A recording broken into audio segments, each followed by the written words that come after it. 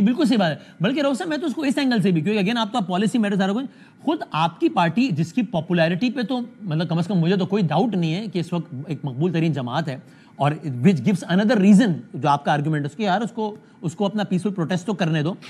وہ ایک ملک گیر پارٹی ہے. کسی بھی صوبے سے, میں پنجاب کی کے پی کے کی بات ہے, صوبے سے اگر اس کو بار بار ایسا منسوخ کیا جائے گا تو شاید لانگ رن میں تو خود آپ کی پارٹی کی بھی تشخص کے لیے کوئی بہت نیک امر نہیں ہوگا. دیکھیے جو ہو رہا ہے, مطلب ایک پنڈی کا جلسہ ہے تو پنڈی جو ہے وہ لاک ڈاؤن ہو جاتا ہے. لاہور میں ہم کچھ کرنا چاہتے ہیں تو لاہور لاک ڈاؤن ہو جاتا ہے. آپ مجھے یہ بتائیے نا کہ آپ کو پاکستان کی 76 سالہ تاریخ میں اس کی کوئی پریسیڈنس ملتی ہے؟ اس طریقے سے ایک پولیٹیکل پارٹی کے ساتھ آپ ٹریٹمنٹ میٹ آؤٹ کر رہے ہیں, اس طریقے سے آپ ان کو دیوار کے ساتھ لگا رہے ہیں. یہ نہیں ہوا کبھی بھی وسیم صاحب, یہ ماننا پڑے گا آپ کو. تو میرا خیال ہے کہ جہاں میں یہ کیٹیگوریکلی کہوں گا کہ یہ پٹھان, پنجابی, بلوچی اور سندھی کا مسئلہ نہیں ہے اور نہ ہی ہونا چاہیے.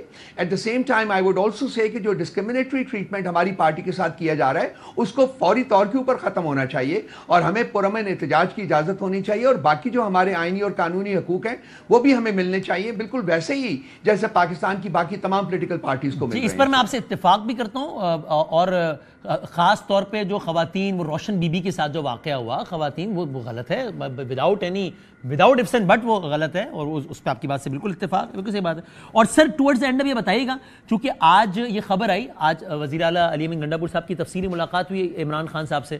کل سیکرٹری اطلاعات صاحب نے کہا کہ عمران خان صاحب نے گنڈا پور صاحب کو پیغام بھیجا ہے کہ 4 اکتوبر کو ڈی چوک پہنچنا ہے ہر حال میں. ظاہر ہے ڈی چوک کی اپنی علامتی حیثیت بھی.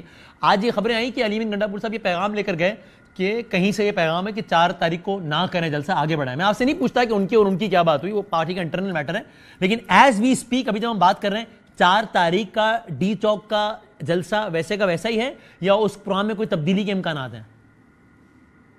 کوئی پروگرام کی تبدیلی نہیں ہوئی ہے وسیم. 4 تاریخ کو ڈی چوک کا جلسہ جو ہے, اور باقی تمام جلسے جو کل مثلا میاں والی میں ہو رہا ہے, بہاولپور میں ہو رہا ہے اور فیصل آباد میں ہو رہا ہے, کل وہ بھی چلیں گے. 4 تاریخ کو ڈی چوک بھی ہے, 5 تاریخ کو لاہور کا بھی ہے.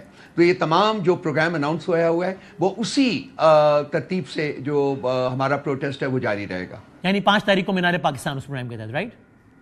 جی ہاں, بالکل جی, بالکل سی. اور سر ٹورڈز اینڈ اگر میں ایک مفروضہ آپ کے سامنے پیش کروں اگر, تو آپ بتائیے گا کہ آپ کو وہ کتنا حقیقت سے قریب تر یا بعید نظر آتا ہے کہ تقریباً 1 ہفتے بعد آئینی ترامیم منظور ہو جائیں, مولانا صاحب بھی اس کی حمایت میں ووٹ ڈالیں, اس کے نتیجے میں آئینی عدالت کا قیام عمل میں آ جائے, یہ مفروضہ آپ کو حقیقت سے قریب نظر آتا ہے یا بعید؟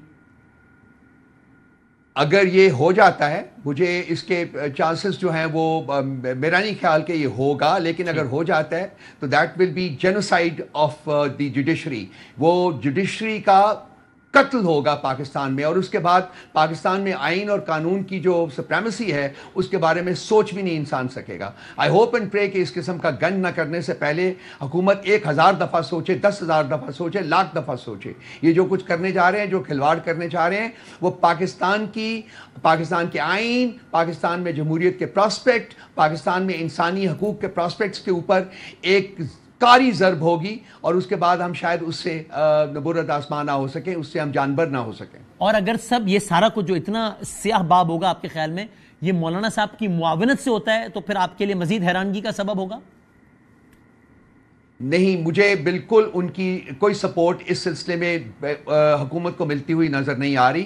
میں اس کو ایک ہائپوتھیسس کے طور کے اوپر بھی اس کے بارے میں نہیں سوچنا چاہوں گا, کیونکہ ہماری جو ملاقاتیں ان سے ہوئی ہیں, ہماری جو بات چیت ان کے ساتھ ہوئی ہے, وہ ان کی آخری سٹیٹمنٹ دیکھ لیجئے. میں وہ بتا دیتا ہوں آپ کو کہ انہوں نے کہا ہے کہ یہ جو پارلیمنٹ ہے اس میں اتنی کریڈیبلٹی ہی نہیں ہے کہ اس قسم کی کوئی آئینی ترامیم کے بارے میں سوچ بھی سکے, ڈسکس بھی کر سکے. باقی آپ ان کو اپروو کرنا تو چھوڑ دیجئے. تو مجھے اس بات کا یقین ہے کہ مولانا صاحب ان کو سپورٹ نہیں کریں گے, لیکن یہ جو ہتھ کنڈے اخبار رہے ہیں اور وہ کر رہے ہیں, اور جو 63A جو ہے اس کو جو ایبروگیٹ کرنے کی کوشش کر رہے ہیں, اور یہ ہمارے لوگوں کو اٹھانے کی جو کوشش کر رہے ہیں, ان ہتھ کنڈوں کی وجہ سے شاید یہ اپنے اس مکروہ مقصد میں کامیاب ہو جائیں. لیکن ہم اپنی ریزسٹنس جو ہے وہ کر رہے ہیں, اور ہم اس کو انٹینسیفائی کریں گے ان ٹائمز ٹو کم. ہم ان کو بالکل قبول نہیں کریں گے. تھینک یو سر, بہت نوازش, بہت شکریہ جناب رؤف حسن صاحب.